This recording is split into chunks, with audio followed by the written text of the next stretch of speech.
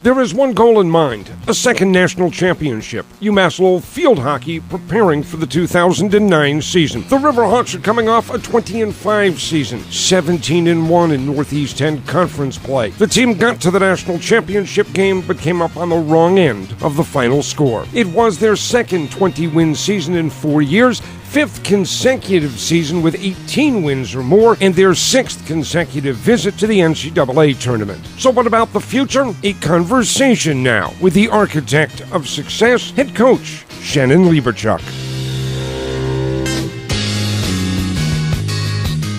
This is going to be your 8th season. You came here, it was a program that generally lost in double digits every year. It's now a program that wins in double digits, and I think in 5 of the 7 previous seasons, you've won at least 18 games, a couple of 20-win seasons, there's a national championship, regular trips to the NCAA tournament. What does it take to build a winner? First and foremost is consistency. I think as a player here at UMass Lowell, that's one thing we lacked, is consistency in coaching. So when I took the job here, I promised that I would be here for a while just to provide that foundation. So I really think that myself, along with my other assistant coaches that have been with me for a while, have really helped propel us to be winners because we've been in here year in and year out. And we kind of have figured out how the league works. We have learned a lot about recruiting and finding those special players. So I think just being here and being here for a while now has really helped us. Is there pressure that you have to reload each year rather than ever having the luxury of taking time to rebuild? Yeah, I mean, there's a lot of pressure with that. We definitely do reload every year because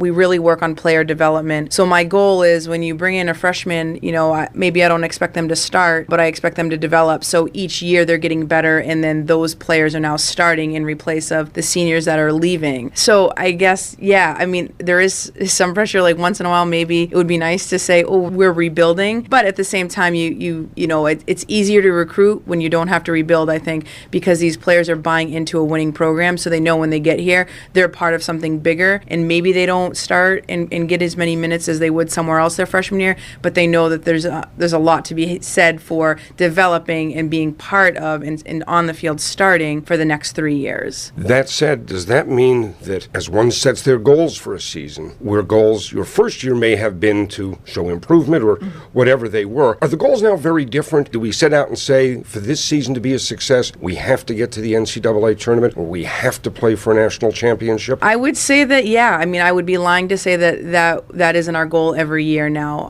The expectation is that we have the players, we have the coaches, we have the consistency, we have the foundation laid. So really, to me, and I think to most of my players, that there's no excuse for us not getting back to those, championship games. So yeah, I mean, there is an expectation every year. When I talk to recruits, that's our expectation, is that we start in August and we finish in November. I mean, anything less than that is, I don't want to say failure, but it's we didn't reach our goal then. Does this team have the parts that are necessary to be playing in November? Absolutely. I've seen this group grow a lot over the last 2 years. And what something is a little bit different this year is that we did lose 6 seniors, and they will be replaced with 6 incoming freshmen. But for the last 2 years, we've had the same team. We lost 1 senior 2 years ago, replaced her with 3 freshmen last year. So really, we had the same team, with minor changes. So this year will be a little bit different because we did lose such a big group of seniors, and they'll be replaced with such a big group of incoming freshmen. So that's exciting. We'll see a different team than we've had over the last 2 years. So it's something really, to look forward to.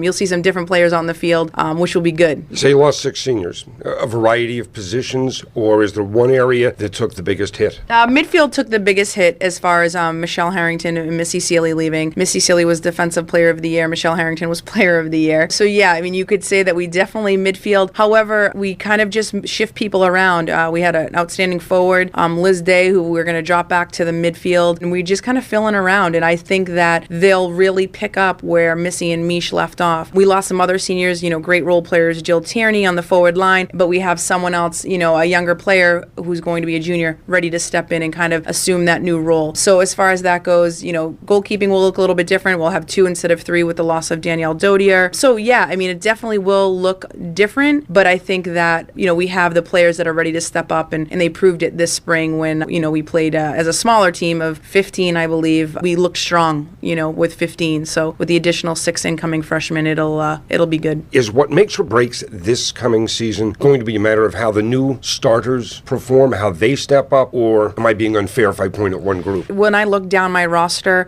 we have 21 players for this season. I fully expect that all of them will contribute. I think that over the years, I found that our levels of play used to be really skewed. We'd have some really strong players, and we'd have some players that maybe weren't as strong and really needed to be developed. I think we're finally at a point in our program where everybody's pretty close in skill level, and obviously their work ethic is all tremendous. So it's going to be something little that would determine who's starting and who's not, which is very different than we've had in the past. So, I mean, really, we have 21 players that could start any game. So that's really going to be the biggest difference, is that the consistent level of play, everybody has sort of been brought up to the top. So that's exciting. Maybe more depth than you've ever had? I would say that this year will be the most depth we've had in the last 8 years, without question. As you look at this team, what's its greatest strength? Well, first of all, their work ethic. I mean, if you see them walking around the building right now, it's very evident that they took their summer workout very, very seriously. So that means that they're telling me that they're prepared. They're prepared to come in and say, we're ready to do this. So I think that overall the strength is their work ethic, their desire to get back to that national championship and win it this year. They've been speaking about it since that tough loss against Bloom last year, and really wanting to take one game at a time. So I think our senior leadership will be outstanding this year. We have 5 of them that have played significant minutes over the last 3 years. So really, I think that they will,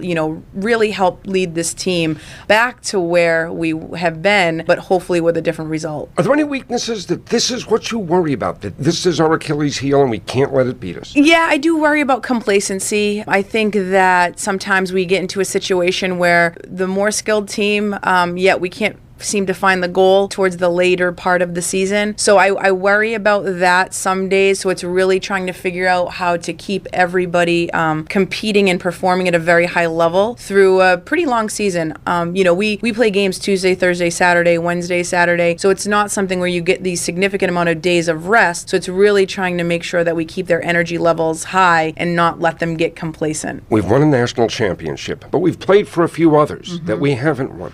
What's the difference between the team that gets to play in the national championship game and the team that wins it? Well, I think a lot of it comes down to execution and confidence. We've been fairly young going into the last couple national championships, with a lot of underclassmen starting at that point, and I think they look like a bunch of deer in headlights in the first 15 minutes. And if you look at the last 2 years that we've lost, I would say we've lost the game in the first 15 minutes. Minus those 15 minutes out, it's a very different result. So it's really trying to make sure that this team has full confidence going in, that they belong there, that they belong to be playing with the, the best team from the South, and really just using that to their advantage, and then executing on our opportunities and not making mistakes that we haven't made all year. I've seen that the last couple of years. So it's something that we've identified, it's something that we will talk about if we get there again, and hopefully try to rectify that situation before it gets out of hand. So that's our hope. I started off mentioning that this will be your 8th season as head coach. You think you're different as a coach now than you were 8 years ago? I think I've changed every year, but I think I've changed to go with what the team is needing from me, I guess. When I first came on, it was very different. I took over a program that wasn't, very successful, and I sort of had to lay the foundation and set my expectations. Now it's I'm just sort of driving the bus. I mean, they're probably in the back pushing it, and I'm just sort of guiding them to where they need to go, because they understand the expectations now.